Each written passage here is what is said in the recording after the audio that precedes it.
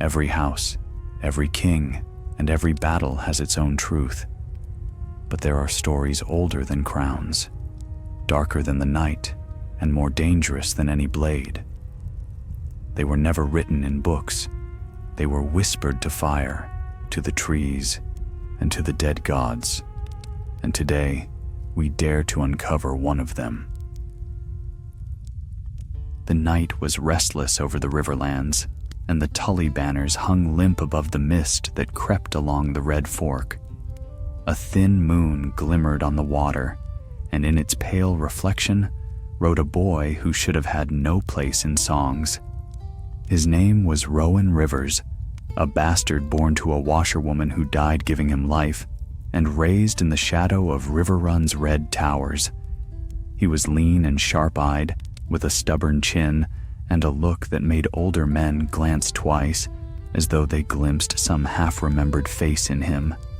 Some said he favored Lord Edmure in his youth. Others whispered of something colder, prouder, a look that belonged to the north. Rowan had never cared for whispers. He worked in the stables, slept among the horses, and learned early that a bastard's best friend was silence. But on the night the ravens came from King's Landing, silence shattered like glass. King Bran the Broken had decreed new lords to replace those slain or fled in the wars. Many river lords, proud of their blood and weary of crown meddling, grumbled in private. Yet in taverns and holdfasts, voices began to murmur something bolder, of a boy who bore the look of a dragon, though he had no name for it. It began with one song, sung by a half-drunk minstrel in Seaguard. A wolf and dragon crossed the wall. Their seed was sown where rivers fall. A bastard born in mud and rain shall wear the crown and break the chain.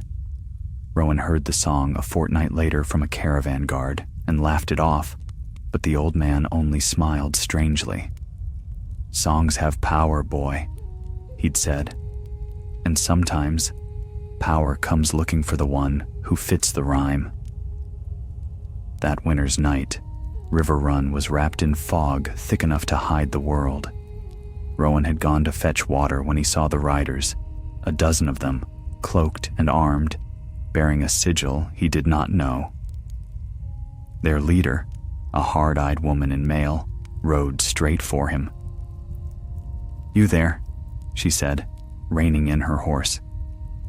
"You are Rowan Rivers?" He nodded warily. "In the name of Lord Titus Blackwood, you're summoned to Raventree Hall." Rowan frowned.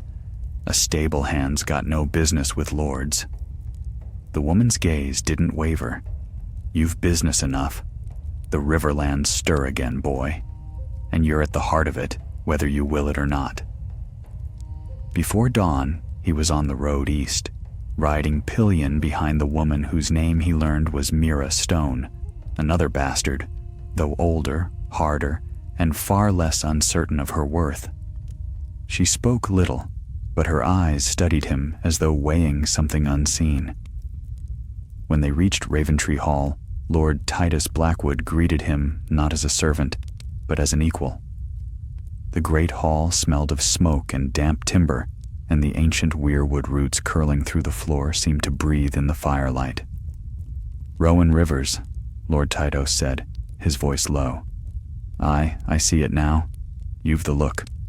"The look of what?" Rowan asked, his patience fraying. "The look of truth that frightens liars," said the Lord. "There are whispers, boy, that you are not of the Riverlands at all, that your father was the White Wolf of the North." Rowan blinked. "Jon Snow, he's a legend."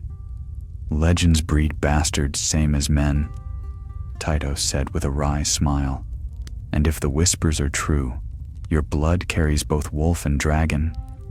You could be the fire to rally men again, against the crown that forgot us." Rowan almost laughed. Him, a king's son? Yet there was something in Lord Titus's eyes, hope, desperate and fierce, that silenced him. That night, Mira brought him to the godswood. The heart tree loomed white and ancient, its red leaves whispering secrets. She drew her sword and set it at his feet. "The Riverlands need more than talk," she said. "If you'll take up the cause, men will follow you. But once you step on this path, there's no turning back." Rowan looked at the blade. He'd never held one longer than a stable knife, yet he thought of the cold years spent unseen, the sneers, the laughter, the endless bending of the knee to lords who barely remembered his name. "Why me?" he asked softly. "Because the world loves a bastard who rises," Mira said, "and because some men are born to change their names." He took the sword. By dawn, the heart tree's face watched as Rowan Rivers knelt and swore the old god's oath to fight for justice and for the Riverlands against any who would keep them chained. When he rose, he was no longer a stable hand. He was a symbol. Mira clasped his shoulder. "Then rise, Rowan of the Red Fork," she said. "For the first time in a long while, the rivers will remember their wrath." Far to the south, in the Red Keep, a raven took flight from the maester's rookery, bearing word of a name rising in rebellion, a bastard's name. And as its black wings beat against the pale dawn, the realm stirred uneasily. For songs, once begun, have a way of demanding an ending. The morning that followed was raw and cold, the mists clinging to the trees like the breath of ghosts. Rowan woke in the small chamber Lord Tytos had given him, far finer than any he had ever known, and felt for the first time in his life the strange weight of being watched by history. Ravens croaked from the battlements, and from below came the ring of hammers, the murmur of men gathering. Mira entered without knocking, a roll of parchment in hand. "The Blackwoods, Malisters, and a dozen smaller houses are ready to hear you," she said. "Tytos means to test your voice before he risks his banners." "My voice?" Rowan asked, pulling on his rough wool cloak. "They'll hear soon enough. I've none to give speeches." "Then let them hear your truth," Mira said simply. "Sometimes that's enough." They met in the great hall beneath the roots of the heart tree. The air was thick with smoke and tension. Lords in half-rusted mail sat around the long table, their eyes sharp and distrustful. Old Lord Tytos rose and gave a short, weary speech about oaths forgotten and kings too distant to rule. Then he turned to Rowan. "This boy," Tytos said, "was born in our midst. The songs name him the blood of wolf and dragon both. If there is any truth to it, the gods themselves may have sent him. Let him speak." Rowan swallowed hard, his palms damp. He looked around the table at the men who had ruled the lands where he had been spat upon and ignored. They were waiting for him to falter. "I don't know if I'm what you say I am," he began, his voice low but steady. "I don't know my father's face, but I know this. While lords grew fat and kings played their games, the Riverlands bled. We buried brothers and sons, and when the war ended, we were told to bow and be grateful. Yet our fields lie empty, our people starve, and no one comes to help." He raised his gaze. "You want a king to care for you? Then choose one from your own soil. If my blood makes you listen, so be it. But I'll fight beside you, not above you." There was silence. Then one of the younger lords, a reedman with a scar down his jaw, struck the table with his fist. "Aye," he said, "the North forgot us. The Crown forgot us. Let them remember." One by one, the lords nodded. Swords clattered as they rose. Mira's eyes met Rowan's, unreadable but approving. By sundown, men were already gathering under a new banner, a silver trout entwined with a black wolf and a red dragon, sewn hastily by the seamstresses of Raventree Hall. The rumors spread faster than the ravens could fly. In the weeks that followed, Rowan marched through the Riverlands, his army growing with every village that offered bread or shelter. He rode not at the head of shining knights, but among farmers and sons of millers, soldiers long disbanded who found in him something to believe in. They called him the Mud Dragon, half insult, half blessing.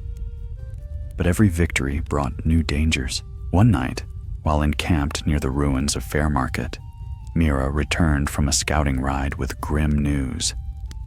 "Bran the Broken's Hand has sent word to Harrenhal," she said. "Sir Lyle Corbray rides with 2,000 men to put down your rebellion. They mean to crush you before winter." Rowan stared into the fire. "We can't fight the Ares Knights in open field." "No," Mira agreed, her expression cold as steel. "But we can make them chase ghosts." Thus began the March of the Mists, a running war fought in the fog-choked vales and forests along the Trident. Rowan's forces struck by night, vanished by dawn, and left broken supply lines and burned bridges in their wake. Songs would later tell of the River Lord, who fought like a shadow and vanished like smoke, though few knew how close his army had come to starvation. In the 7th week of the campaign, Rowan was nearly captured. A band of Corbray's riders ambushed his camp near Maidenpool, cutting down his men before dawn. Rowan escaped only because Mira dragged him, bleeding, through a marsh where they hid beneath the reeds while the knights scoured the banks. "Next time," she muttered, binding his wound, "try not to die before the songs make sense of you." "I'll think on it," he said through gritted teeth. By the time the snows began to fall, Sir Lyle's host had fractured, worn thin by months of pursuit. When the first frost claimed his horses, he withdrew toward Harrenhal, leaving the Riverlands in rebellion. Rowan's army followed the retreating force to the edge of the cursed fortress. Blackened towers loomed like fingers clawing at the sky. It was there, in the ruins of Harrenhal's great hall, that Rowan stood before his soldiers and spoke once more. "No more running," he said. "No more waiting for kings to remember us. The Iron Throne has ruled us by fear, by gold, and by blood not our own. Let it rule us no longer." The men cheered, though many were too tired to mean it. Mira only looked at him, her jaw tight. Later, when the fires had burned low, she pulled him aside. "You speak like a king now," she said. "But you've yet to prove you're not just another bastard chasing glory." Rowan met her gaze. "What would you have me do? Bow to Bran and beg forgiveness?" "No," she said quietly. "I'd have you live long enough to see what thrones do to men who sit on them." That night, Rowan dreamt of fire. He stood before a great dragon of smoke and ash that bore no eyes, no mouth, only the sound of wings beating like thunder. When he reached out, the creature whispered in his mind, "You are no son of wolves. You are the storm they left behind." He woke drenched in sweat, the echo still burning in his skull. At dawn, a raven arrived from the south, its message sealed with wax bearing the sigil of the lion. Queen Sansa Stark had sent an envoy. The note was brief. "The North remembers. The Crown sees. Lay down your arms, and you may yet be pardoned." Rowan crushed the parchment in his hand and threw it into the fire. "The North remembers," he muttered. "Aye, and forgets too." Mira said nothing, but the faintest flicker of worry crossed her face.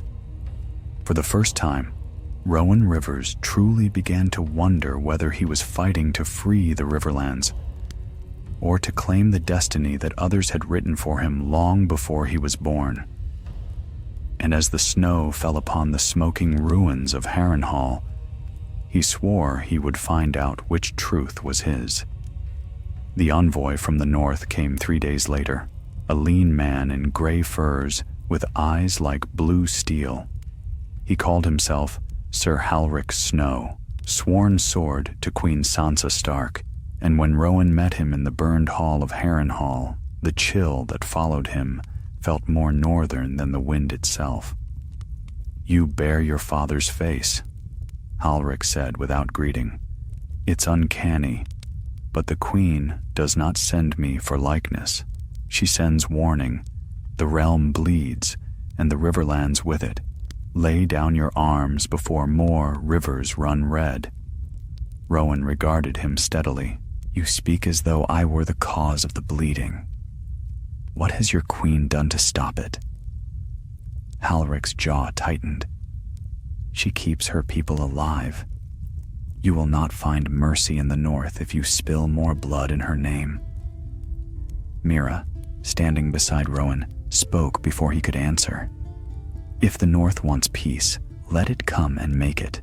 We have no use for riddles or veiled threats." The knight's gaze flicked toward her and then back to Rowan. "The north will not march," he said, "but others will. The reach stirs. The Vale has lost patience, even the Stormlands whisper of crowns. You've woken ghosts, boy. Do you mean to rule them?" Rowan leaned forward across the blackened table. "No, I mean to end them." When Halric left, he rode south instead of north, and Mira watched him go with a frown that did not fade for days. "There was something in his eyes," she said one night, as they shared a cup of ale beside the fire. "Something that knew more than he said." Rowan said nothing. His mind was already elsewhere, on the growing ranks gathering beneath his banner. Villages sent men, and men brought brothers. From Seagard, from Pinkmaiden, from the ruined keeps along the Green Fork, they came with spears and hunger and songs of the Mud Dragon. He had not wanted to be a king, but the men around him had already made him one in their hearts. Soon, they turned their eyes southward, to King's Landing. It was Mira who first voiced what everyone else feared to say aloud. "If you march on the capital," she said, "you make war not just on a king, but on the realm itself. Bran may sit the throne, but he has lords who will die before they let a bastard rule." Rowan met her gaze. "Then let them die." The words came colder than he meant them, and when he saw the flicker of disappointment in her eyes, he turned away. By early spring, the Riverlands were theirs. From the Twins to Maidenpool, every keep flew the banner of the entwined trout, wolf, and dragon. Only Riverrun held out, Lord Edmure's garrison loyal still to King Bran. When Rowan rode before the gates of the castle that had been his home, the men atop the battlements did not jeer him. They watched in silence as he called for Lord Edmure. The old lord came himself, weary and gray, his once proud eyes filled with sorrow. "So it's true," Edmure said. "The stable hand who mucked my horses now wears a crown of thorns. Do you come to take my hall or to seek my blessing?" "I come for neither," Rowan said. "I come for your word. Will you stand with the Riverlands or kneel to a crown that forgot us?" Edmure shook his head slowly. "You fight ghosts, boy. I fought my wars, and I lost enough for 10 lives. I'll not spill more blood for a dream." "Then you'll lose it again," Rowan said. "And this time, it won't be to lions or dragons. It'll be to your own." For a long moment, the Lord of Riverrun said nothing. Then he turned his back and walked away. The gates did not open. Mira found Rowan later, alone by the river, staring at his reflection. "You could have begged him," she said softly. "I won't beg another man for his permission to be free," Rowan said. "Not ever again." That night, as rain swept the banks of the Trident, Rowan's men stormed Riverrun. The siege was swift and bloody. When the dawn came, the banners of Tully were torn down, and the Mud Dragon rose over the towers, but victory brought no peace. In the quiet that followed, Rowan stood in the great hall where he had once shoveled straw, and the ghosts of memory pressed close around him. The laughter of servants, the smell of hay, the sound of the river, all gone. Mira entered, her armor streaked with mud and blood. "You've won your first crown," she said. "What will you do with it?" "Hold it," Rowan said simply. But in truth, the weight of it already felt heavier than iron. Before the moon had waned, new tidings came. Scouts returned from the south with word that the Reach had sent an army north. 40,000 men under the banners of Highgarden, riding to restore the peace of the realm. And behind them marched soldiers from Dorne, their banners bright as flame. 2 kingdoms, Mira said grimly, reading the dispatch. "They mean to end this before it spreads." Rowan looked out toward the river, where the current ran dark and swift. "Then let them come. The rivers have swallowed armies before." And yet, when the first banners of the Reach appeared across the Mander, he felt a chill that no fire could warm. They met near Stony Sept, where the river split the land like a scar. For 2 days, rain fell without cease, turning the ground to mire. The Reachmen crossed the ford singing, their armor gleaming even in the gray light. Rowan's soldiers waited in the reeds, silent. At his signal, they rose from the mud and struck. Arrows rained down, the fords ran red. By nightfall, the Reach's vanguard lay broken, but their host was vast, and the battle that followed raged for 3 days. On the third, as the sky cleared, Rowan stood upon the ridge and saw the smoke of the battlefield stretch to the horizon. His victory was real, but his losses greater still. The songs that would be sung of it would not tell of the stench, the screams, the faces of boys who had believed him when he said freedom would be swift. When Mira found him after the battle, he was silent, his armor streaked with blood not his own. "You won," she said. He shook his head. "No, I've only traded one tyrant for another." That night, he sat alone by the dying fire, and in the crackle of the embers, he heard again the whisper from his dream. "You are no son of wolves. You are the storm they left behind." And for the first time, he wondered whether the dragon's blood that men spoke of was not fire at all, but the hunger that burned everything it touched. Beyond the camp, the wind carried the faint toll of a distant bell. From King's Landing, a raven was already on its way north, bearing word that a bastard had won a kingdom, and that the Iron Throne would not sit idle. The game had begun anew. The bells of King's Landing tolled like mourning hearts, their echoes washing across the Blackwater Bay as the small council gathered in the Red Keep. A cold wind howled through the broken windows where dragons had once roared. On the Iron Throne sat King Bran the Broken, his pale eyes distant and unfathomable, the shadow of the ravens that served him darkening the hall. Below him stood the hand of the king, Sir Podrick Payne, once a boy of shy smiles and loyal heart, now hardened by years of quiet rule. His armor was plain, his words careful. "The Riverlands burn again, your grace. The mud dragon gathers strength with every battle. The Reachmen have fallen back to Bitterbridge, and the Dornish have withdrawn to their sands. If we do not act, the realm will break apart." Bran's gaze drifted past him, toward the narrow window and the gray sea beyond. "The realm has always been broken," he said softly. "I only see the pieces more clearly than most." "The pieces are bleeding," Podrick replied, "and they bleed your crown." At that, the king's eyes turned back, bright and strange. "Then send the one who can stop him." From the shadows stepped a tall figure clad in black and crimson, Ser Jaime Waters, once a sellsword of the Free Cities, now captain of the Red Keep's new brotherhood. His smile was the kind that made lesser men uneasy. "Shall I bring him back in chains, your grace?" Bran's lips curved faintly. "Bring him back alive. The realm will need to see what truth looks like when stripped of its songs." Far to the north of King's Landing, Rowan Rivers dreamt of smoke again. He saw a river of fire twisting through the air, devouring towers and banners alike, and heard a voice whisper through the ashes, "Blood is no claim, only fire." He woke at dawn, heart pounding, the echo of wings fading from his ears. Mira sat by the fire outside his tent, her armor laid across her knees. "You look haunted," she said without looking up. "I dreamt again," he muttered. "The same dragon, the same voice." Dreams are wind. The living have wars to fight. But Rowan wasn't sure it was mere wind. The dreams had started after River Run fell, and with each passing night they grew sharper, more vivid.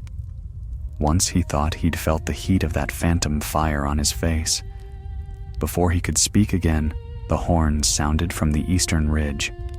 Riders approached, the remnants of the Reach host, under a white flag. Rowan rode out to meet them with Mira at his side. At their head came a girl no older than 20, her armor gilded but scarred by battle. Her eyes were green as glass.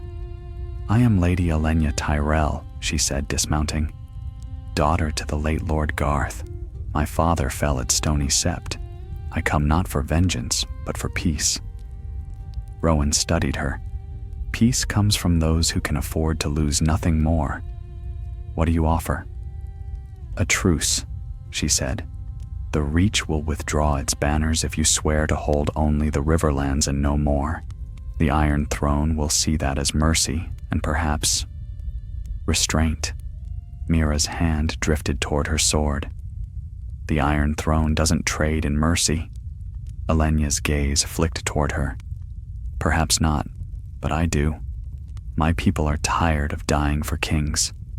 If your cause is freedom, then prove it, by stopping before you become what you fight." Her words stung more deeply than Rowan expected. That night, he lay awake, her face lingering in his thoughts. Was she another pawn of King Bronn, or someone who saw in him the same thing he feared? A fire that could not stop burning once it began. By midsummer, his army had swelled again. Refugees from the Reach, deserters from the Vale, even some Northmen who claimed to have fled Queen Sansa's rule. Each came with stories of their own suffering, and each swore fealty to the Mud Dragon. But among them came another, a rider in a tattered cloak, pale-haired, his eyes cold as ice. He called himself Maelor Rivers and claimed to be the son of Aegon VI, once king of Westeros for a heartbeat before Daenerys burned the world. Rowan did not believe him, not at first, but the man bore a Valyrian blade and spoke with the quiet certainty of one who knew too much. "You wear a false crown," Maelor told him one evening by the fire. "Your name is a song, nothing more. The blood of dragons runs thin in you, if it runs at all." Rowan glared at him. "And who are you to judge my blood?" "The true heir," Maelor said, and smiled. "And I have come to take back what you have stolen." The camp murmured with rumors. Two bastards, both claiming the blood of kings, both born of whispers and lies. Mira urged Rowan to kill the man before his words spread, but Rowan hesitated. "If he is false," Rowan said, "the truth will undo him faster than my sword." Yet doubt crept into his mind, and doubt, once sown, grows faster than any weed. Weeks later, Maelor's prophecy proved more dangerous than any army. When the Iron Throne's forces finally came, led by Ser Jaime Waters, their banners met little resistance. Villages surrendered without a fight, garrisons melted away. Rowan rode to meet his enemy near the Blackwater, where the old fields of war still bore the bones of dragons. Rain fell in sheets as he looked across the plain and saw the crimson banners of the crown arrayed against his own. Mira stood beside him, her expression grim. "If we fight here, we die. If we flee," Rowan said, "we die slower." The horns sounded. The battle began. It raged through the rain, steel on steel, mud swallowing the fallen. Rowan fought like a man possessed, carving through armored knights, his banner streaming behind him. But for every foe he struck down, 2 more took their place. At the height of the chaos, he faced Ser Jaime Waters himself, a ghost of fire and fury, his blade a blur of crimson light. They clashed beside the river, their swords ringing like bells of doom. "You're no king," Waters hissed. "You're a lie made flesh." "Then let the lie bleed," Rowan snarled, driving his sword through the man's chest. Waters fell, but victory turned to ash when Mira's cry pierced the storm. She lay among the fallen, an arrow through her breast, her blood mixed with the mud as she grasped his hand. "You wanted freedom," she whispered. "Don't lose it to the throne." Her eyes dimmed before he could answer. By dawn, the mud dragon's army was broken. Rowan fled into the fog, his banners torn, his crown lost. Only a handful of loyal men followed him north, into the woods where no road led. Behind him, the battlefield burned. Ahead, the rivers whispered his name, not in praise, but in warning. For somewhere in the ruin of all he had built, the dragon's voice still murmured, "Blood is no claim, only fire." And Rowan Rivers, the bastard who had nearly conquered a kingdom, began to understand what the voice had meant. Fire does not rule, it consumes. Snow fell upon the ashes of war. It came softly at first, a whisper upon the wind, but soon the riverlands lay buried beneath white silence, and the rivers themselves froze over like glass. In that stillness, what remained of Rowan Rivers' army became ghosts. They rode north through the woods, weary and hollow-eyed, the banners of the mud dragon now torn and half hidden beneath the frost. Of the thousands who had followed him to the Trident, scarcely 200 remained. Rowan rode at their head, cloaked in furs scavenged from the dead. His sword hung dull at his side, its edge chipped and blackened. He had not spoken since Mira's death. At night, he sat apart from the others, staring into the embers as if seeking her face within them. They had crossed the Green Fork when a voice came from the darkness. "You ride north, but you'll find no home there." Rowan turned sharply. From the shadows stepped Lady Elenya Tyrell, the Reachborn envoy who had once offered peace. Her hair was hidden beneath a hood rimed with snow, her armor scratched and travel-worn. "What are you doing here?" Rowan asked warily. "Following the only man foolish enough to set the world alight and then walk into the storm to escape the smoke." He almost smiled at that. "If you've come to kill me, you'll have to wait your turn. The gods are already ahead of you." "I've come to save what's left of you," she said. "Word travels faster than ravens. The Iron Throne has placed a bounty on your head, and Bran the Broken has named you kinslayer and traitor to the realm." Rowan's hand tightened on his reins. "Kinslayer?" Elenya nodded. "They claim your rebellion killed Lord Edmure. They've hung his death on you, whether it's true or not." "It isn't. They don't care." He looked past her toward the trees. "Then the truth died with Mira." Elenya studied him for a long moment. "If you keep running, they'll hunt you till the end of your days. Come with me. The Reach will hide you until the storms pass." "Hide?" Rowan's voice was bitter. "A man who's claimed a crown doesn't hide." "Then die," she said sharply. "But don't pretend it's for honor. Pride has killed more kings than swords ever will." For a heartbeat, neither spoke. Then Rowan turned his horse away. "If I die, it won't be in a bed of flowers." Elenya's eyes glinted. "No, I suppose it will be in the mud, where you were born." She left before dawn, vanishing into the snow. By morning, the river had frozen solid, and Rowan's company crossed northward into lands once held by House Frey. The twins stood empty, their towers black against the sky. The Freys had long been extinguished, first by vengeance, then by time. Now only crows roosted there. Inside the ruined hall, Rowan found a single fire burning. A cloaked man sat beside it, his back to the door. "I wondered how long it would take you to find your way here," the man said. His voice was calm, low, and northern. Rowan froze. He knew that tone. "Who are you?" The man turned. His face was older than the songs, the hair white as frost, but the eyes, those gray eyes, held the same quiet sorrow Rowan had seen in his dreams. "Some called me Jon Snow," he said, "but I left that name beyond the wall." For a long moment, Rowan could not breathe. "Then it's true," he whispered. "You're my father." Jon's gaze did not soften. "If I am, I gave you nothing but a curse." "Blood?" Rowan asked bitterly. "That's all anyone ever talks of." "Aye," said Jon, "and look what it's done to the world." He rose, his cloak trailing the dust. "The Iron Throne was built of swords, boy. Every man who sits upon it cuts himself until there's nothing left but blood. I thought I'd ended that curse when I left it behind.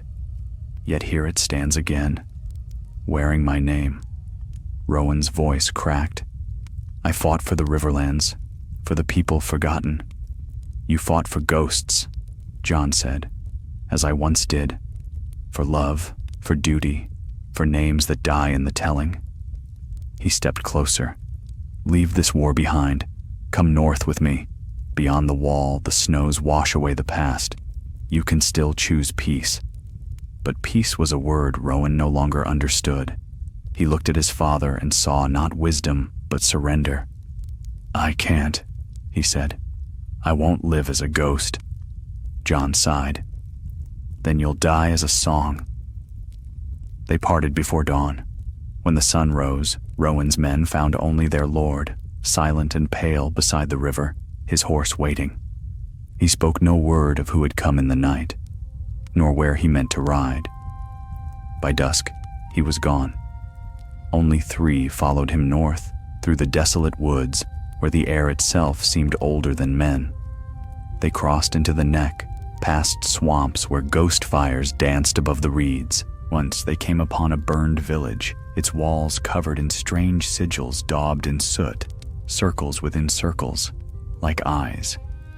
The men whispered of curses, of old gods waking. At last, they reached the Barrowlands, where the mists rolled thick and endless. There, Rowan halted. The ruins of an ancient keep stood upon a rise, half swallowed by snow. "We make our stand here," he said. "Against who?" asked one of his men. "Against whoever comes next." The man looked at him uncertainly. "And if no one comes? Then we'll remember why." For 3 nights they waited. On the 4th, torches flared in the distance, red banners marked with the crowned stag and the lion's claw. The forces of the Iron Throne had found them at last. As dawn broke, the wind howled across the plains, and Rowan drew his sword one final time. He felt no fear now, only a strange calm, as if the river itself watched. The enemy charged.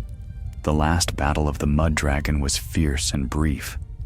When it ended, the snow ran crimson.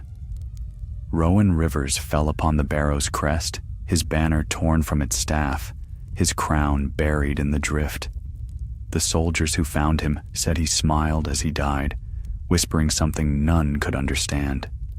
Some claimed it was a name, others, a prayer. Weeks later, when King Bran's ravens carried word of his death, the realm sighed in relief. But in the Riverlands, the peasants still lit candles beside the water and whispered to the frost. For though the bastard who claimed the Iron Throne had perished, his story did not. And when spring returned, travelers swore the rivers sang at night, soft and low, like the voice of a man who refused to be forgotten. Spring came late to the Riverlands that year.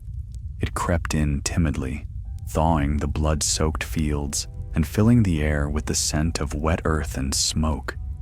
Villages that had burned began to rise again, plank by plank, though many still bore the black scars of war. The songs of the mud dragon had not died, even as his ashes scattered across the barrows. They whispered that his body had never been found, that when the snows melted, the rivers swallowed him whole, carrying him to the Trident, where he had once sworn his oaths beneath the godswood. Some said his ghost wandered the waters still, watching over the small folk he had died to protect. Others, darker in their hearts, believed he had been no man at all, but a spirit born of the Riverland's grief, come to burn and vanish as all wild fires do. Whatever the truth, his death left a silence that no crown could fill. King Bran's banners flew once more from River Run, but they hung limp and unhonored. Lords bent the knee because they must, not because they believed. And though the maesters wrote that the Riverlands were at peace, the people did not sing of peace. They sang of Rowan rivers. In the ruins of Harrenhal, the heart of the rebellion, a new master of the castle took his seat. Sir Halric Snow, once envoy of the North, now bore the king's command to restore order. But as he walked the scorched halls, he felt the weight of ghosts pressing close. The men feared the place, and with reason. At night, the wind whistled through the cracks in the walls, carrying voices that were not wind. Fires burned low, and shadows danced on the stone like living things. It was on such a night that a rider came to Harrenhal's gates, cloaked in brown and gray, a hood drawn low against the rain. The guards challenged him, but the rider spoke in a voice soft and even. "Tell your lord that an old friend seeks counsel." When Halric came down to meet him, he found the man waiting in the courtyard, his horse steaming in the drizzle. The stranger lowered his hood, revealing hair white as frost. "Jon Snow," Halric breathed, "the king's kin." "Once," Jon said quietly. "No longer."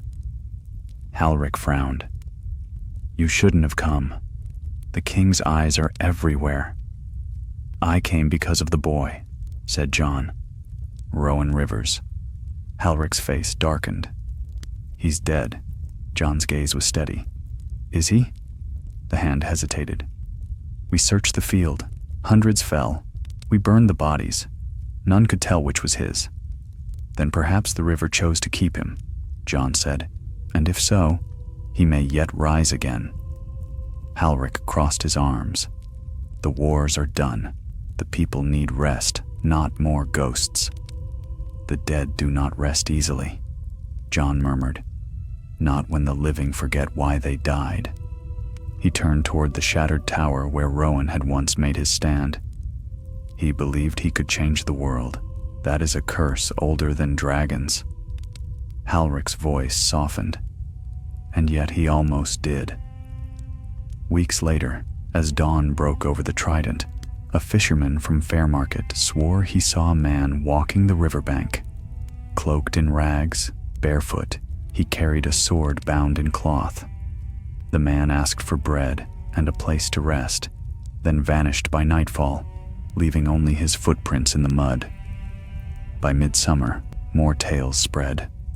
A hooded stranger had been seen at Seaguard, helping rebuild the harbor. Another worked in the fields outside Pink Maiden, his hands rough with labor, his voice low and kind. When asked his name, he always gave the same answer. No one worth remembering. But one child, braver than the rest, had whispered after him, "Mud Dragon." And though the man did not turn, he paused a moment before walking on. Far away in King's Landing, the Red Keep shone brighter than it had in years. The city had prospered under the long peace of Bran the Broken, yet unease still stirred beneath the surface. The small folk grumbled of taxes, the lords of lost freedoms, and in the taverns, songs forbidden by decree were still sung in secret. One such night, a bard played beneath the arches of Flea Bottom, plucking a tune soft and mournful. Born of river, born of flame, a crown of mud, a nameless name, the world he broke, the chains he bound, a king of dust, yet honor found. The gold cloaks came and broke his harp, but not before the crowd had taken up the song. It spread like wildfire through the alleys, from mouth to mouth, until even the children knew the words. Bran heard of it, of course. The king always heard. From his high chamber, he watched the gulls wheel over the bay and said, almost to himself, "Some fires never die." Sir Podrick Payne, now grey at the temples, stood beside him. "Shall I have the singers silenced?" "No," said Bran softly. "Let them sing.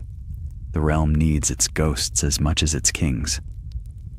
Beyond the Trident, where the river met the sea, the tides rose high that spring. One evening, when the sun bled red over the horizon, a fisherman's boy saw something gleaming upon the rocks. It was a sword, its edge worn and sea-stained, its hilt wrapped in faded leather. When the boy brought it home, his mother crossed herself and threw it into the water, whispering prayers to the seven. But the next morning, the sword lay again upon the shore, clean of rust, as though newly forged. No one dared touch it after that. In time, the river buried it beneath the silt, and there it lay, waiting. Years passed. Bran the Broken grew older, his body frailer, though his mind remained sharp as winter. The kingdoms, though at peace, rested uneasily, each a coin balanced on its edge, and still the songs of the mud dragon were sung. In every tavern of the Trident, men raised cups to the nameless king who had risen from the mud and nearly torn the world in half. Mothers told their sons, "Do not bow too low, lest you forget what fire burns inside you." And in the spring of the 30th year of Bran's reign, when the rivers ran high once more, a trader passing through the marshlands came to Sigurd bearing a tale. He had seen, he said, a man standing upon the banks at dusk, watching the waters flow, tall, broad-shouldered, a scar across his cheek. When the trader called out, the man turned, and his eyes were gray as steel, flecked with embers of red. The trader swore he spoke but one sentence before walking into the river and vanishing beneath its surface. The realm remembers only what the songs permit. No one believed him, of course. Men say many things in spring when the rivers rise. Yet that year, the fishers of the Trident found their nets fuller than ever before. Crops grew strong, and storms turned aside, and at night, beneath the murmur of the current, some swore they could hear a voice, low, steady, and proud, singing with the water itself. The mud dragon had returned to his realm, not as king, not as ghost, but as the river that would never bow.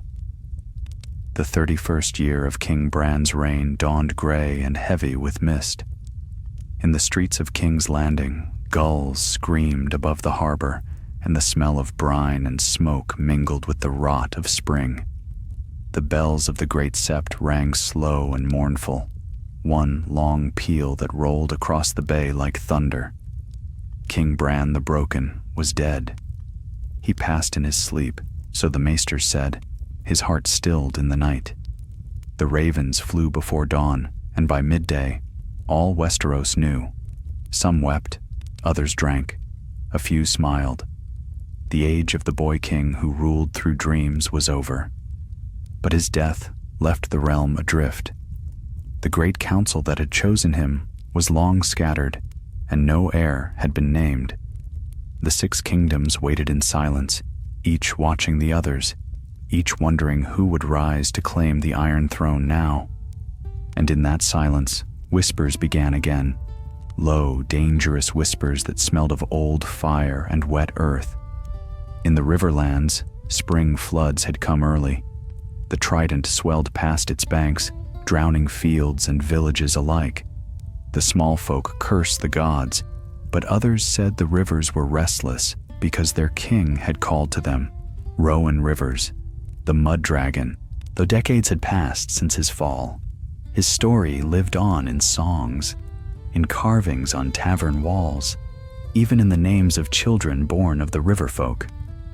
To many, he had been no mere rebel, but the spirit of the riverlands itself, rising and falling with its tides. Now, with the realm once more without a ruler, men spoke of him anew. Some claimed his blood still flowed in secret. At first, it was only rumor. Then, one morning, a raven arrived at Harrenhal, its message sealed with wax bearing a sigil no maester recognized, a silver trout coiled about a black dragon. The letter within was written in a steady hand. The river remembers. The fire still burns. Sir Halric Snow read the words thrice, his face pale as the parchment. He burned the letter before dawn, but the message had already found its way to every corner of the Riverlands. That same week, a stranger came riding out of the mist to the village of Stonehenge. He wore a cloak of rough spun and carried a sword bound in old leather. His hair was dark, streaked with gray, and his eyes the color of riverstone. He asked no questions, but when the innkeeper's daughter brought him ale, she noticed the faint mark burned into the back of his hand, 3 lines crossing like a trident. "What's your name, sir?" she asked shyly. The man's mouth curved into something like a smile. "Call me Reed." He stayed 3 nights, helping mend the roof of the inn, tending to a sick horse, saying little else. Then, one morning, he was gone. A week later, bandits who had long plagued the road between Stonehenge and River Run were found slain, 7 men in all, their throats cut cleanly, their bodies laid in a circle beside the riverbank. The villagers spoke of it in whispers. None doubted who had done it. "The mud dragon walks again," they said. Far to the south, the council met within the Red Keep to choose Bran's successor. There was Sir Halric Snow, representing the Riverlands and the north. Beside him, Lady Elenya Tyrrell, now matron of her house, her hair touched with silver, but her eyes still bright as the Reach's summer fields. Lords from Dorne, the Vale, and the Stormlands filled the long table, each with their own claim, their own threats. "The realm needs a steady hand," said Halric. "Let us choose a ruler who remembers the lessons of the last war. Let us not crown another child of dragons." But Lady Elenya shook her head. "Without fire, the realm will freeze. The people need a name they can follow, not one they fear." "Then give them your own," said Halric. "You've wit enough to rule and no hunger for crowns." "I have fields to tend and a people to feed," she replied. "Westeros is for dreamers and madmen. I've buried enough of both." The council argued through the night, but no choice was made. And while they quarreled in their marble hall, the rivers whispered louder. One evening, as dusk bled into the Trident, a company of riders crossed the flooded banks near Fairmarket. They bore no banners, only torches, and their leader rode hooded. When they reached the old stone bridge, a troop of crowned soldiers barred their path. "State your names and your purpose," said the captain. The hooded rider dismounted. "Our names are not yours to know," he said. "Our purpose, you'll learn soon enough." When the soldiers moved to draw steel, the stranger raised his hand. For a moment, the torches flared white, blinding them. When the light faded, the riders were gone. Only the river remained, its surface still and dark, save for one gleaming reflection that shimmered like a dragon's eye. By midsummer, the songs had returned. Minstrels sang of a king reborn, of the mud and fire made flesh again. The crown called it heresy, but the songs spread all the same. And beneath the red keep, in the vaults where the old skulls of dragons still gathered dust, a single torch burned long after all others had been extinguished. Lady Olenna Tyrell stood before the largest of them, Balerian's skull, and laid a hand upon its black bone. "You always rise again," she whispered, "every time they try to bury you." From behind her, a voice answered, low and calm, "Only because the world keeps forgetting why we burned." Olenna turned, her breath catching. The man in the shadows stepped forward, his face lined by years but unmistakable. "Rowan," she breathed, "it cannot be." He smiled faintly. "The rivers gave me back what the war took. I have no crown now, no army, only truth. And truth doesn't need a throne."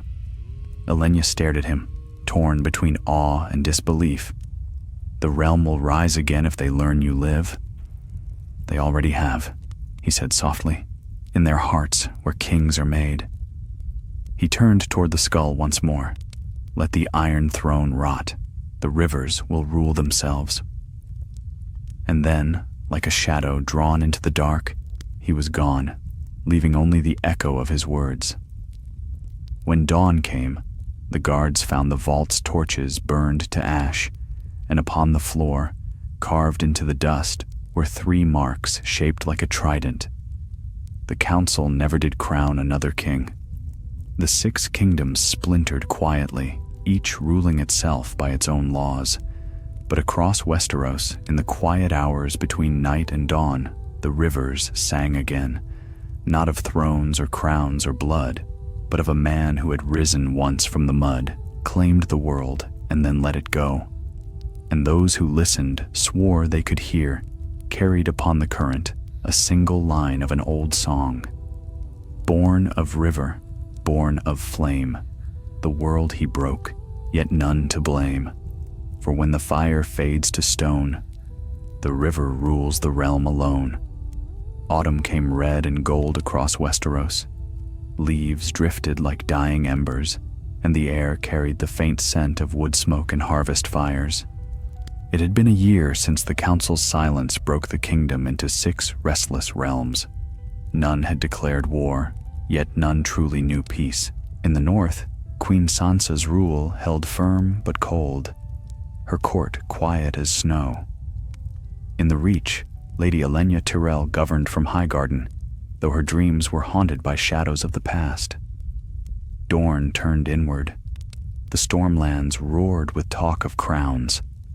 And in the Riverlands, where every tree and stone still whispered the name Rowan Rivers, the small folk said the rivers themselves were changing their course.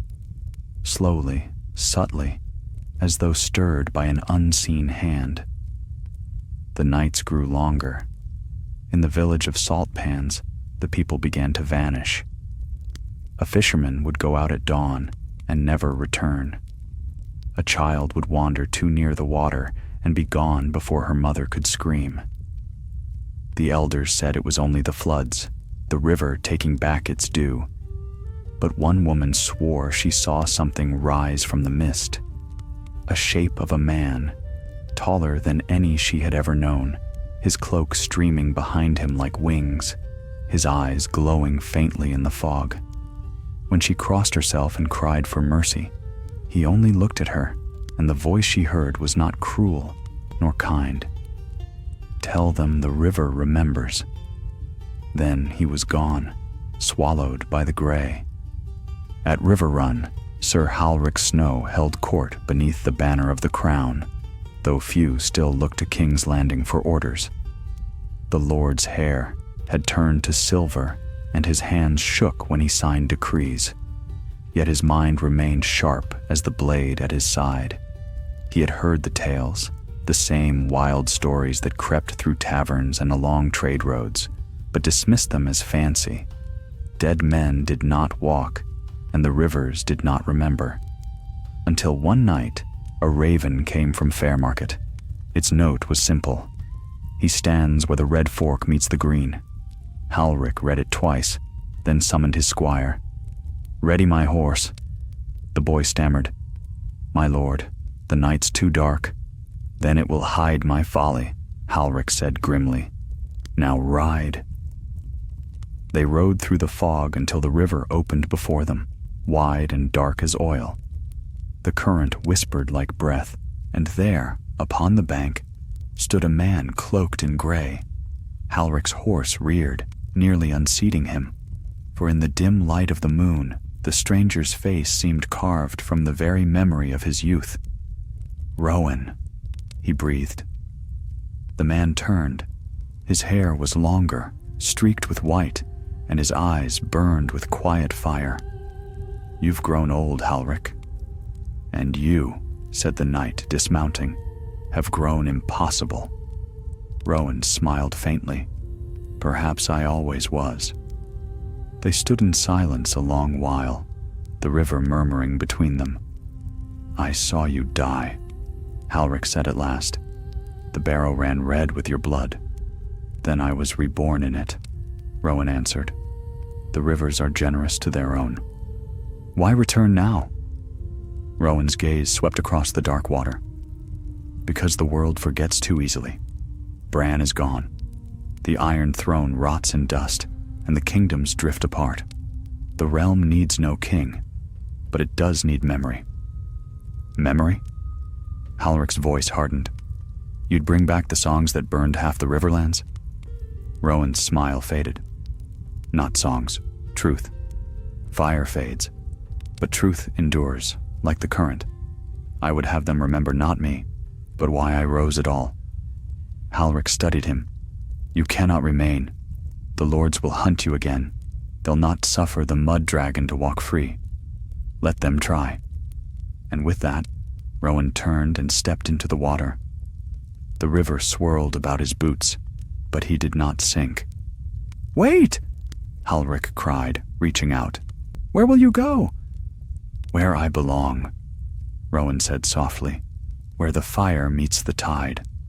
Then he vanished beneath the current, leaving only ripples behind. When Halric returned to River Run, his men said he was not the same. He spoke little, slept less, and stared for hours at the waters flowing past the castle walls. Within a month, he took ill and died, whispering with his last breath. He walked still. The tale spread like floodwater. Some called it madness, others prophecy. But before winter's first frost, more signs came. Near Maidenpool, a village was found untouched by the sickness that had swept the coast, though every other settlement for leagues had suffered. When asked how they had survived, the villagers only said, "The river blessed us." In the Vale, a patrol vanished while crossing the Trident, their armor found days later, washed clean and gleaming like new forged steel. And in the Reach, Lady Elenya received a sealed letter delivered by a rider whose face she could not recall. It bore no name, only a few words written in a hand she knew too well. "The rivers are free. Let the roots follow." For 3 days, she said nothing. Then, one morning, she ordered her banners lowered from Highgarden's walls and sent her knights home to their fields. "The world is not for ruling anymore," she told her Meister. "It is for remembering." By year's end, the weather turned strange.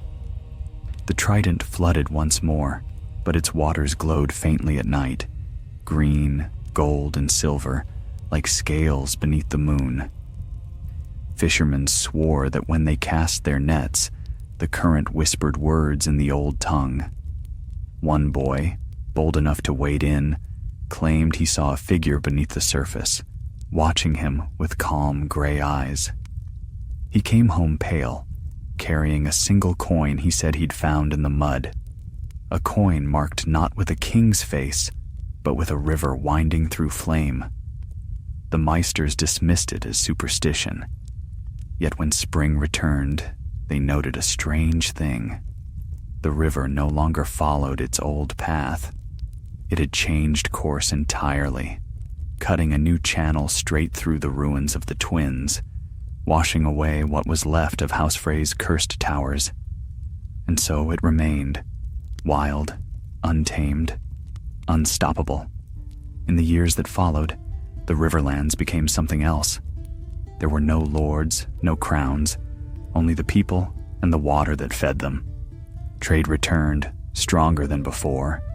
Fields grew rich, and songs once banned were sung openly, and though none claimed to have seen the mud dragon again, his name became a prayer.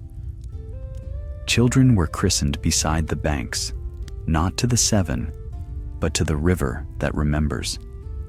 It was said that on quiet nights, when the moon was low and the water still, one could hear the faint echo of footsteps along the shore.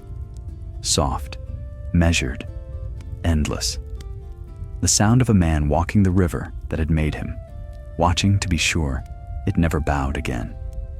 Thus, the Riverlands endured, not through crowns or conquest, but through the memory of a bastard who had risen from mud and flame to remind the world that even the smallest stream can carve through stone.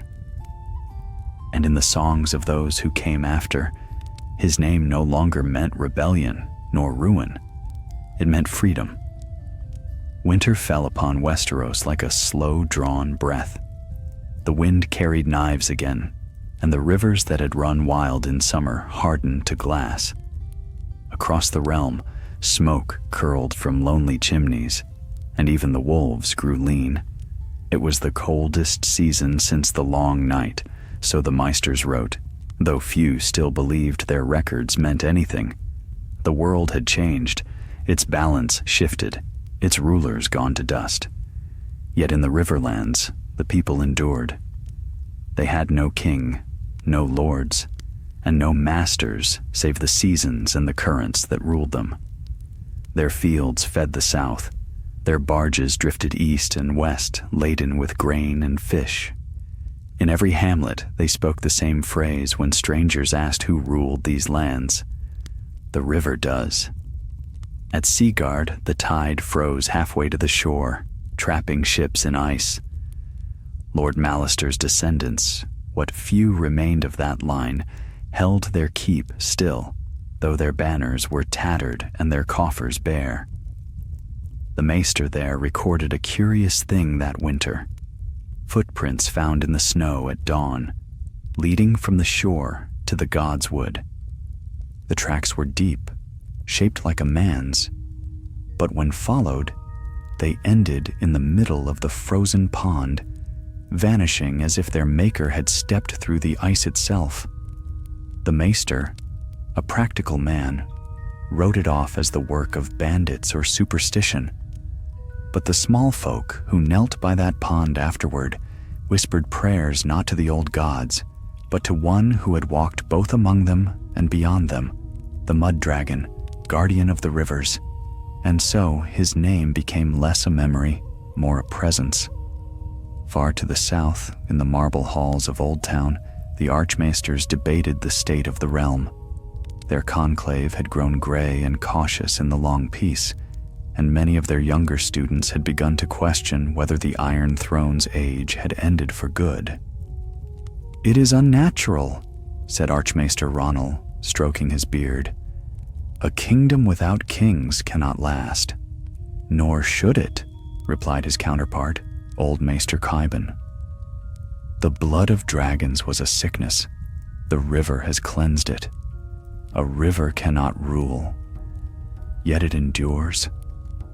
Their argument went on for hours, until a novice arrived bearing a sealed scroll from River Run.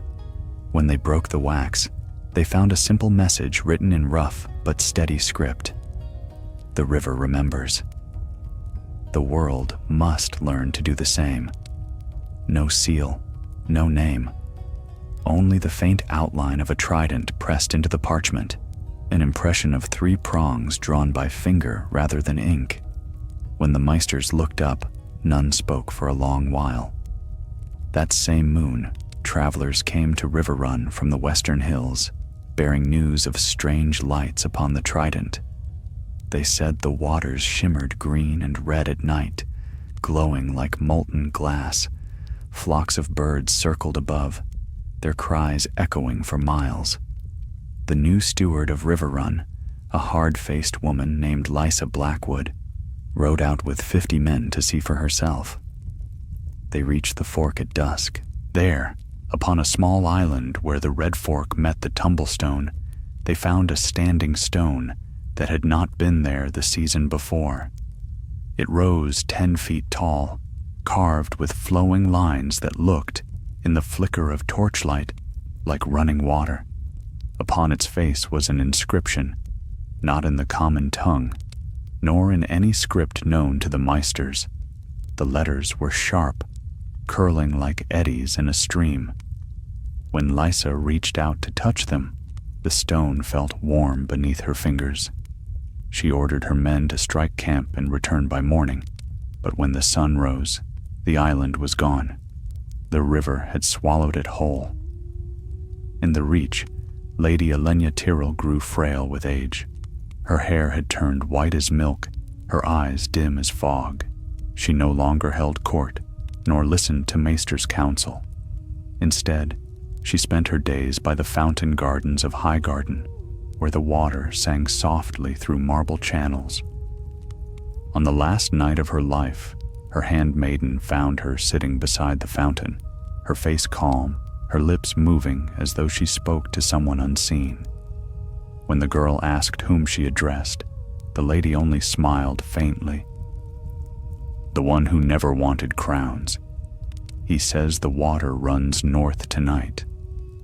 At dawn, she was gone. The fountain's water had stilled to glass. The Maesters buried her in the family crypt, but the small folk said the river claimed her soul and carried it home.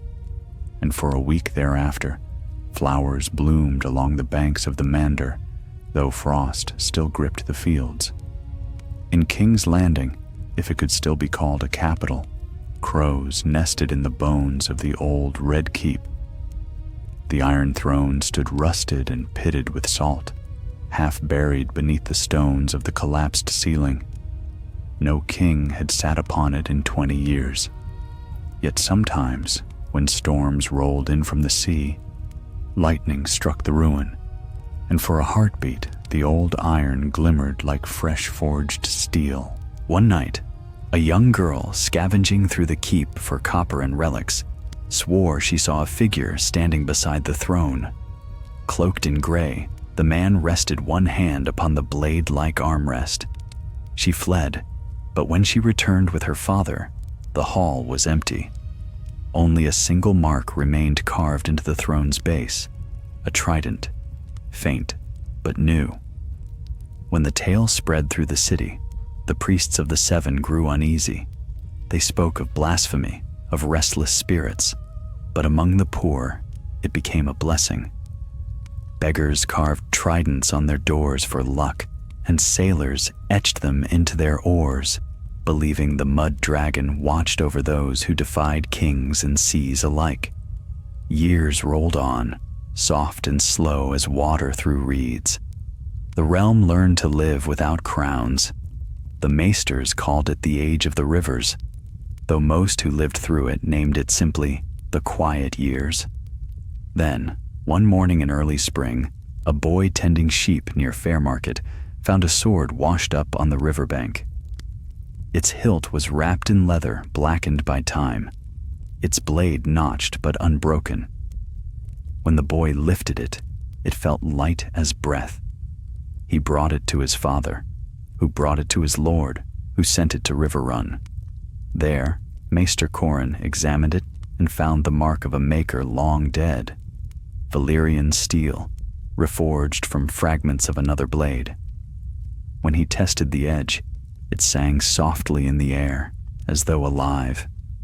No one could say where it came from, nor whose it had been. But when word of the find reached the Riverlands, the people gave it a name without hesitation. They called it Mudfire. And when the next flood came, the waters rose higher than any in living memory. Yet not a single soul was lost. The river had remembered its promise.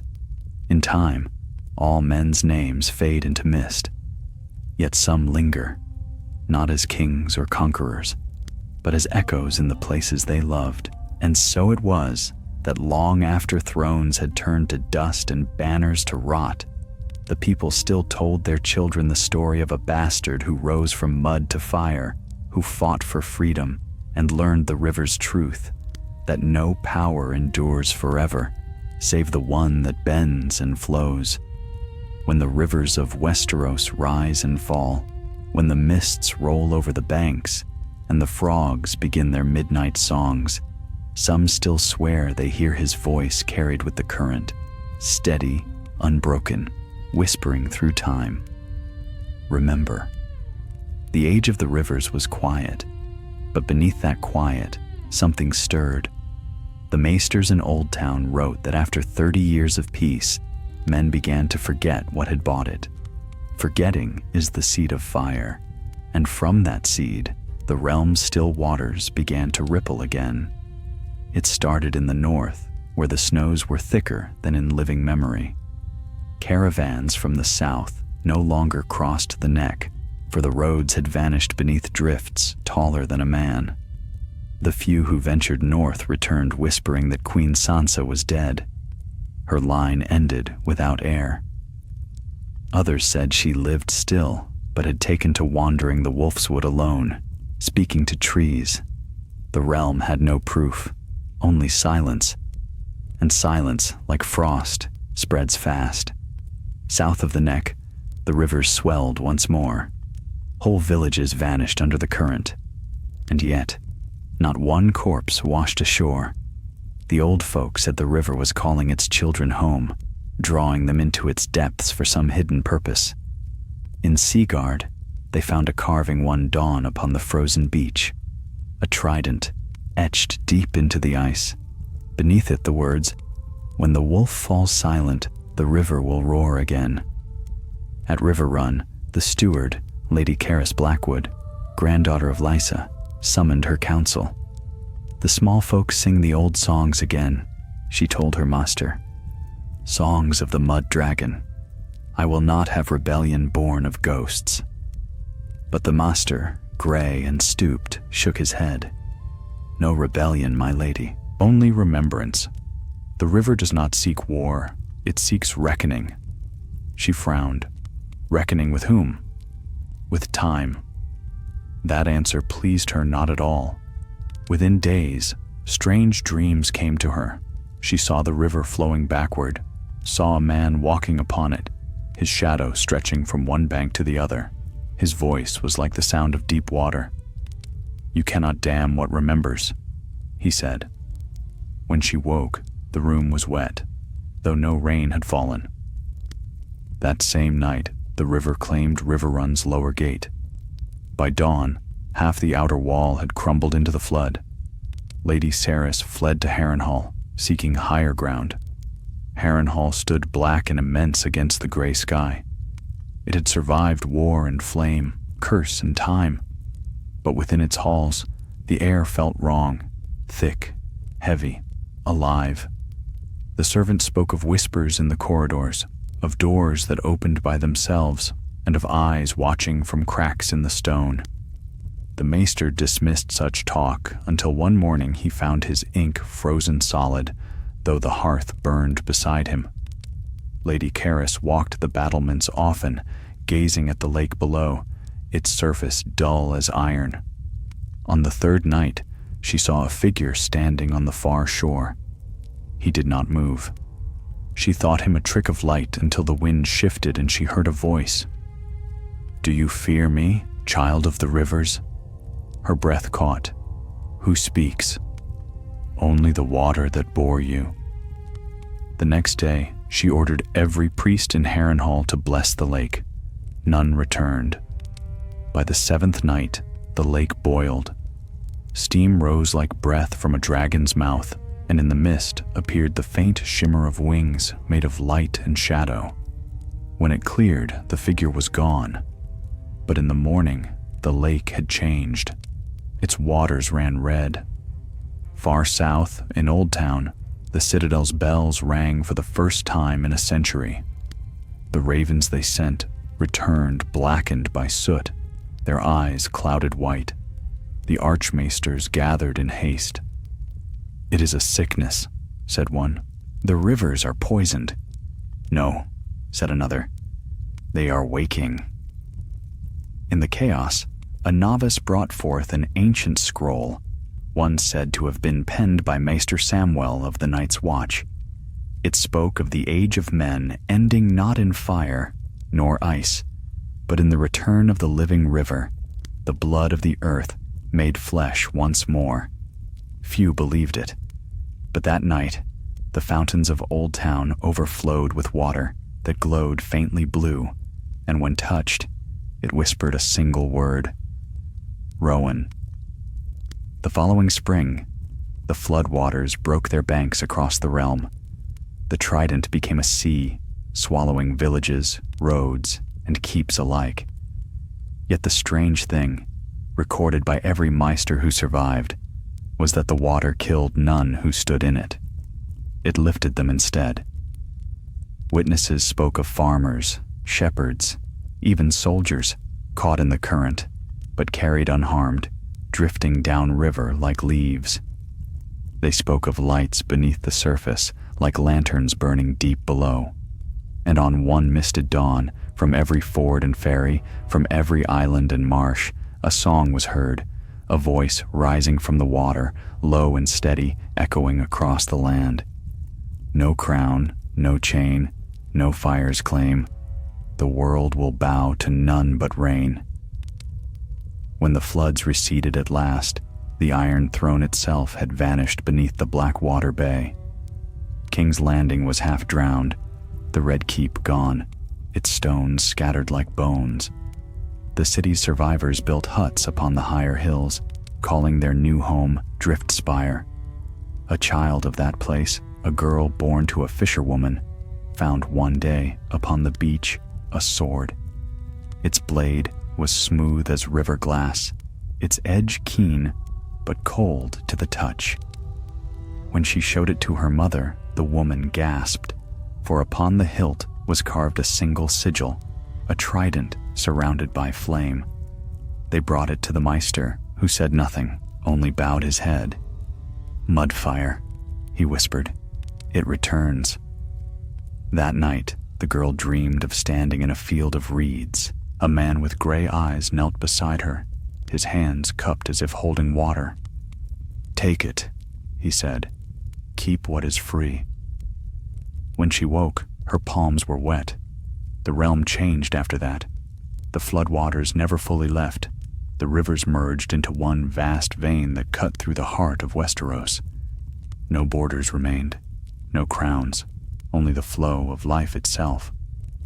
And though no man had seen Rowan rivers in flesh for 100 years, his voice lived on in every current, every whisper of water against stone.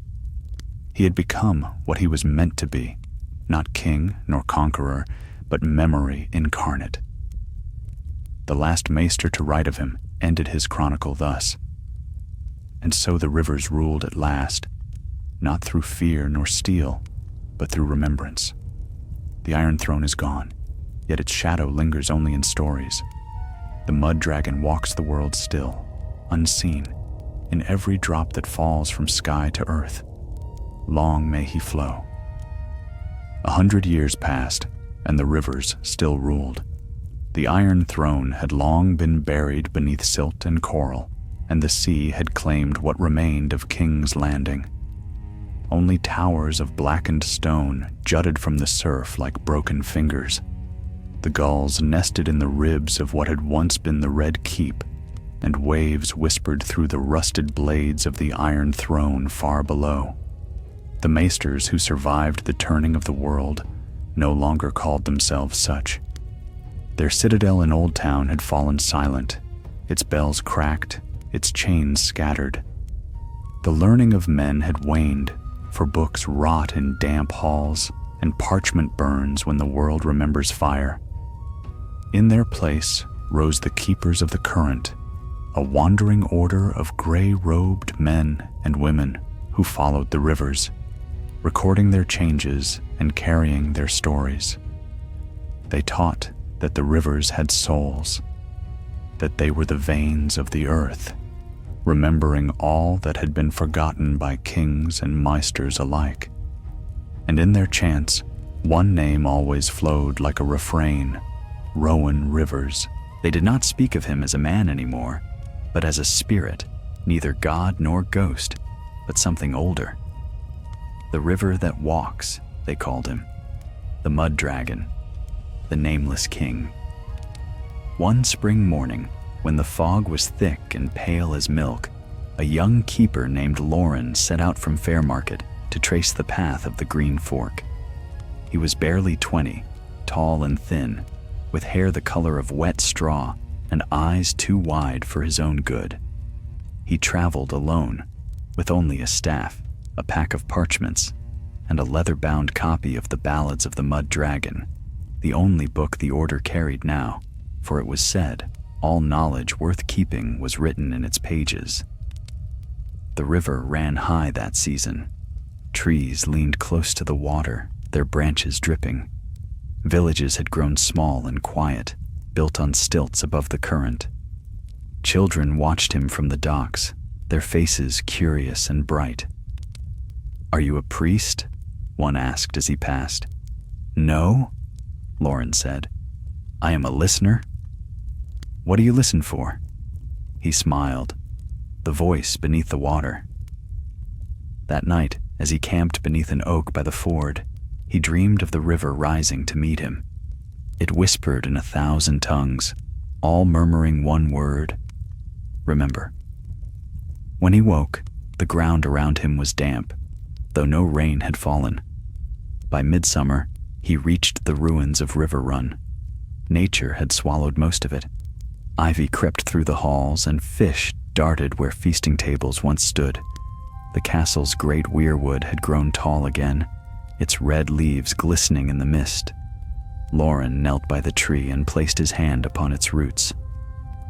"I seek the truth of Rowan Rivers," he said softly. "Tell me if he was ever man or only water." For a moment, nothing stirred. Then a breeze rustled the leaves, and the roots trembled beneath his touch. He heard a sound, not quite a voice, more like a heartbeat. He was both. The words echoed through his bones. Startled, he pulled back. The air was colder now, the river below darker. He thought he saw movement, something pale and tall, standing where the water bent, its eyes glimmering faintly in the dusk. "Rowan," he whispered. The figure did not answer. It turned, stepping into the current, and vanished. Lauren left River Run the next morning. He followed the river's bend for 7 days, recording its changes as he went.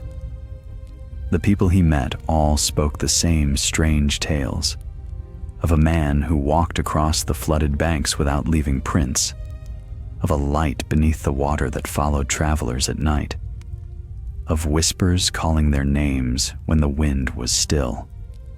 By the time he reached the twins, his journal was nearly full. Yet he found no peace there. The towers were gone, the bridges washed away. In their place stood 2 vast stones carved with the marks of water, symbols like eddies, spirals, and waves. At their base lay offerings: bread, fish, coins, flowers. The river folk called it the Shrine of the First King. An old woman tending the offering saw him kneel. "You're one of the keepers," she said. "I am," Lauren answered. "Tell me, why do they bring gifts?" "Because he listens," the woman said. "When the waters rise too fast, we ask his mercy. When the drought comes, we ask his blessing.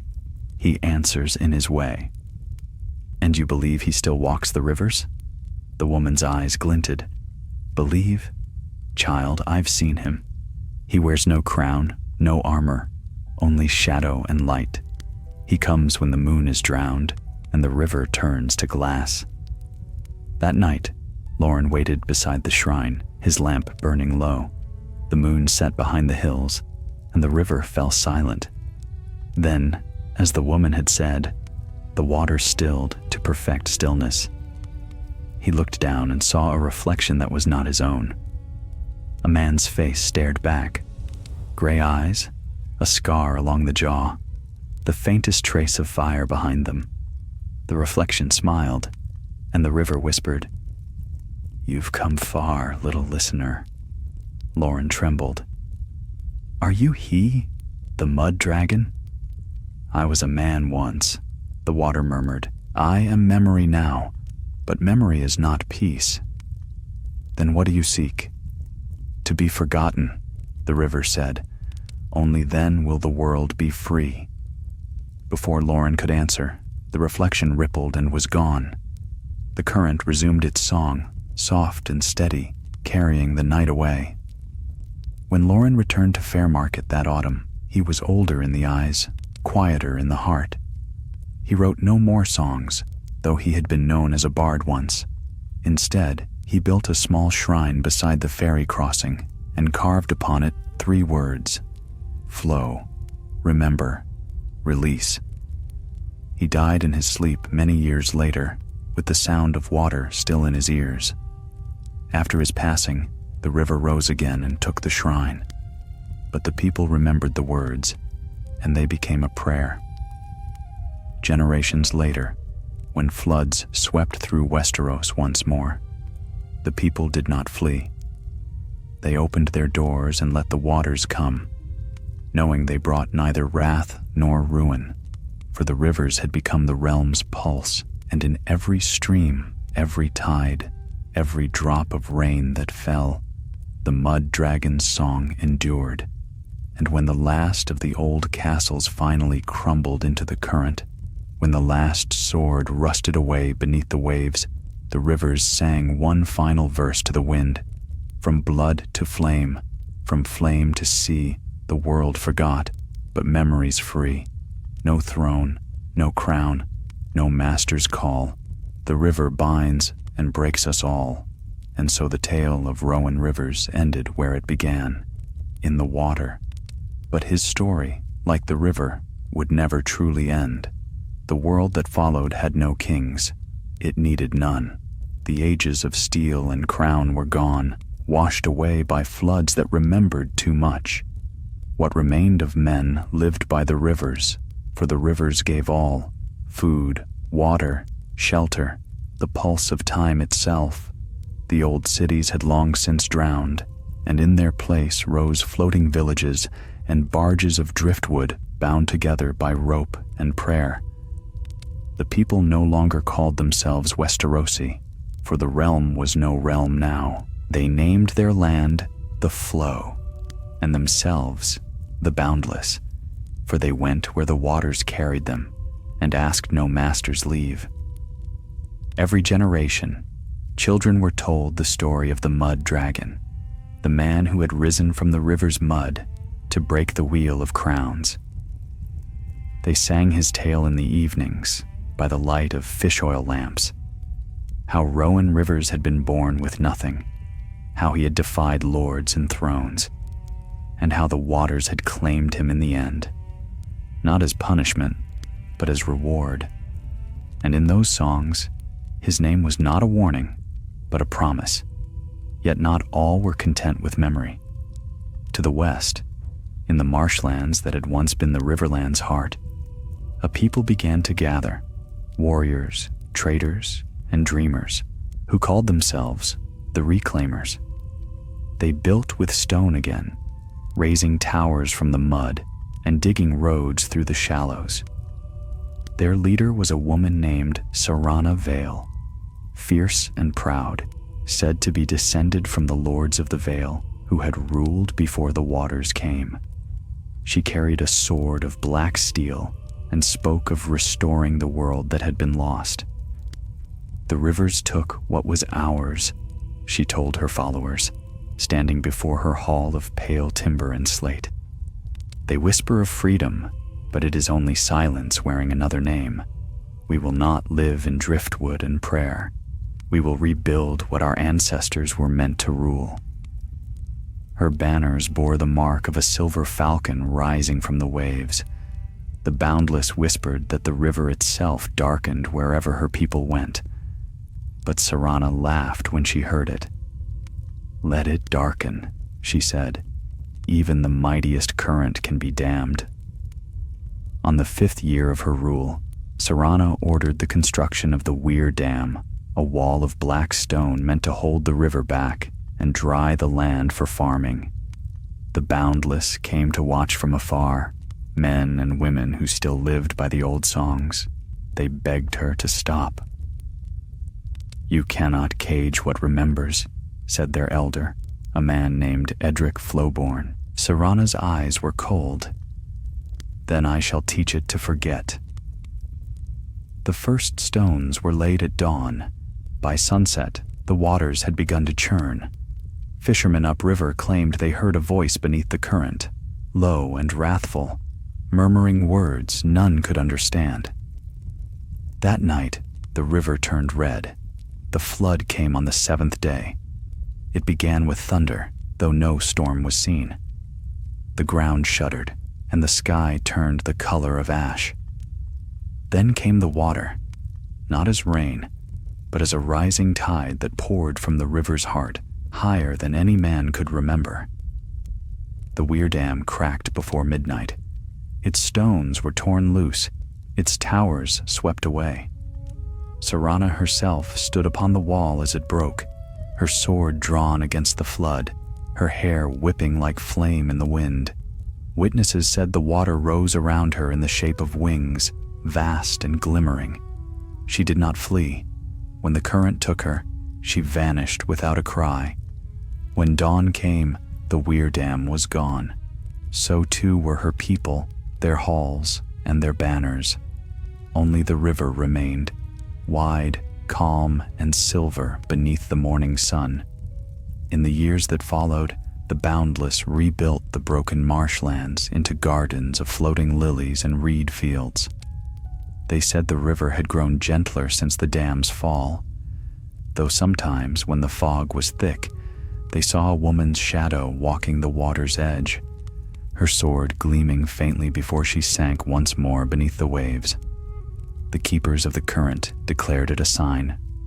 "The river forgives," they said.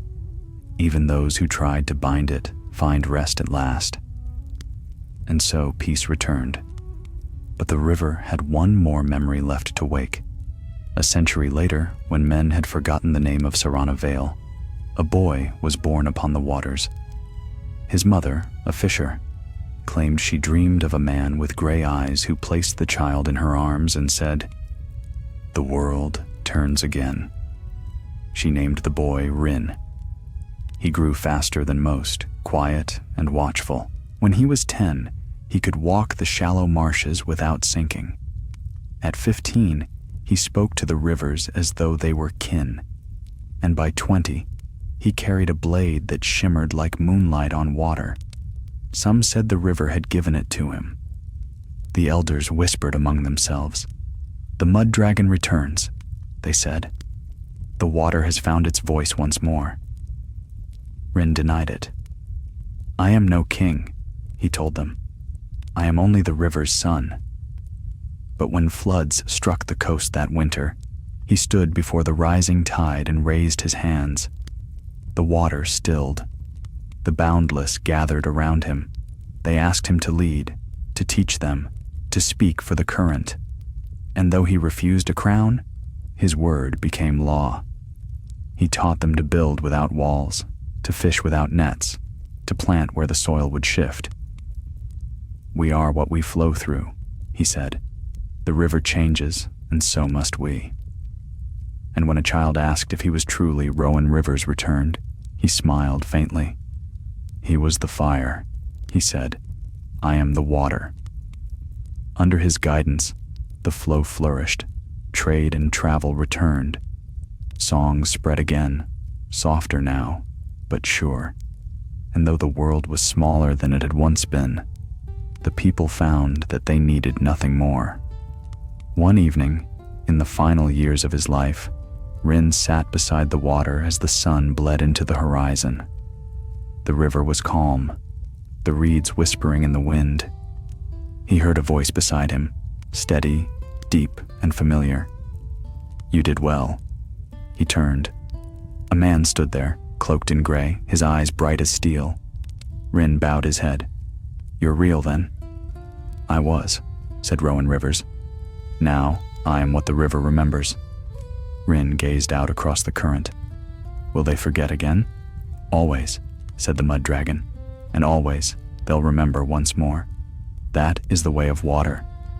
The wind rose, carrying their words downstream. When it fell quiet again, Rowan was gone, and Rin sat alone beneath the fading light. He closed his eyes and let the current wash against his hands. And when he died, the river did not take his body. It bloomed around him in silver light, carrying his spirit to the sea.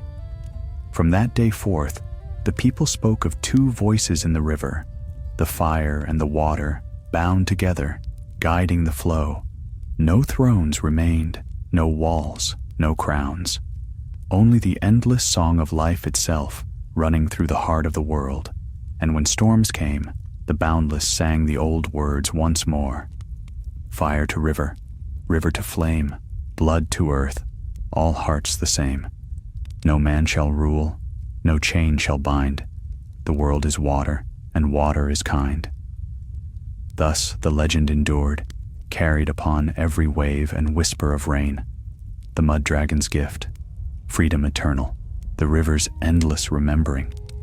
The ages turned like the slow bending of a river, and in their turning, the story of men faded into the murmur of the world. Kingdoms had been washed away, names forgotten, cities ground to silt beneath the water's patient hand. Yet still the rivers ran. They always ran. When the wind was soft and the light broke gold across the marshes, the people of the flow said you could see the ghosts of towers beneath the current, shadowed shapes that once were keeps and halls. Children would ask, who built them? And their mothers would answer, men who thought stone could outlast water. None remembered the iron throne, nor dragons, nor winter that never ended. Those were words from an age of swords and folly, when men fought to rule what could not be ruled. Now, only the song remained, and the song was of the river. It was said that each century, the river birthed a seer, a dreamer touched by the flow, who could read the memories carried in its depths. When the water spoke, they listened, for the river was older than any tongue. In that age, the seer was a young woman named Erin, born of the marsh villages near the sunken ruins of River Run. Her hair was black as wet stone, her eyes pale gray. From birth, she had been different. She did not cry. When she opened her eyes to the world, she reached not for her mother's hand, but for the river beside her. By 12, she could find fish in the deepest currents without a net. By 16, she spoke of visions, the past, the future, the river's memories. And by 20, she was known as the mouth of the flow, the river's voice made flesh. She carried no crown, no title, no wealth, only a staff of driftwood and a necklace of blue stones that gleamed faintly in moonlight. The people came to her for blessings, and she gave them freely. But one night, a storm came that did not end. The rains began in early spring, soft and silver. Then they thickened to a curtain, and the rivers rose higher than ever before. Villages floated away, crops drowned, and the sea itself swelled inland. Erin walked the banks each day, her bare feet sinking into the mud. She spoke to the water, but this time, the river did not answer. It roared instead, a sound like fury, like grief. On the 7th night of the storm, lightning struck the marshes. The river's edge burned green, and in that unholy light, she saw a shape rising from the depths, tall, broad, with eyes of pale flame. It was not a ghost, nor a man, but something between, the river given body. "Rowan," she whispered. The shape inclined its head. You know me. The river remembers, she said, and so do I. He stepped closer. The rain slid through him like smoke. It is time again. For what? For ending. In the days that followed, Erin vanished. The Boundless searched for her, but the flood had taken whole towns, and the land itself had changed. Some said she had been swept to sea. Others claimed she walked into the current and became part of it. Then, one morning, the storm ceased. The clouds broke, and the world was new. The rivers had changed their course entirely, winding together into one vast body that spanned the land from mountain to sea, a single, endless flow. Where River Run had once stood, an island rose from the mist. Upon it stood two figures of water and light, one shaped as a man, the other as a woman. Their forms rippled like silver glass, and in their joining, the river gleamed brighter than the sun. The people who saw it fell to their knees, for they knew what they beheld, the return of the mud dragon, and the daughter he had chosen to guide the river's final course. A century passed, and the flow became more than land or people. It became life itself. The sea fed the rivers, and the rivers fed the earth, and all things were bound together. The Boundless were now the only race left of men, but they were no longer as they had been. Their hair carried the sheen of water, their eyes the hue of the sky before dawn. They lived long, and when they died, they did not rot. They dissolved into mist, their breath joining the air, their bones turning to silt. They were the last children of the world of men, and they did not call themselves kings or peasants or even human. They called themselves the Remembered.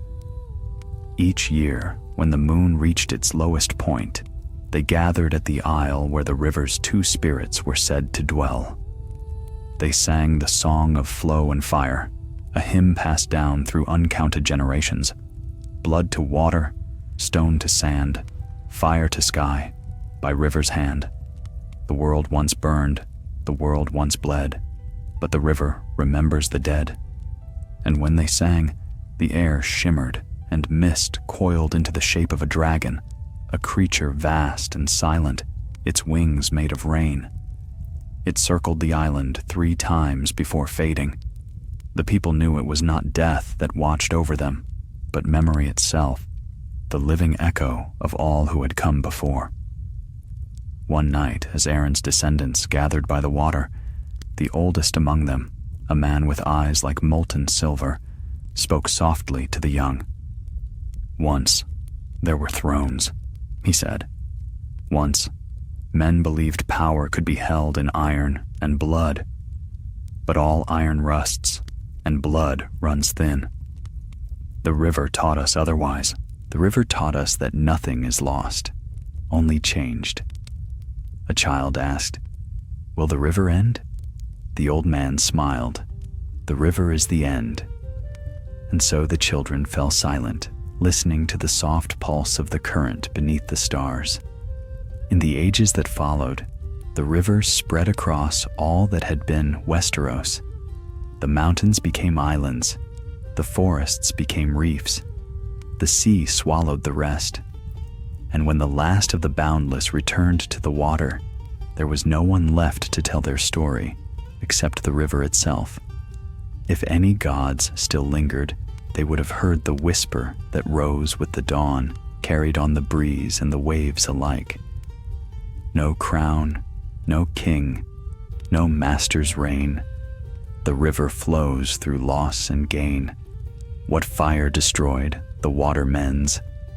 The river begins where the world ends. And deep beneath the surface, where sunlight faded and time forgot itself, 2 lights burned still, one silver, one red, drifting side by side, forever entwined in the slow, endless song of the current. The mud dragon and the river's voice, the last king and the last dreamer, and their song, eternal.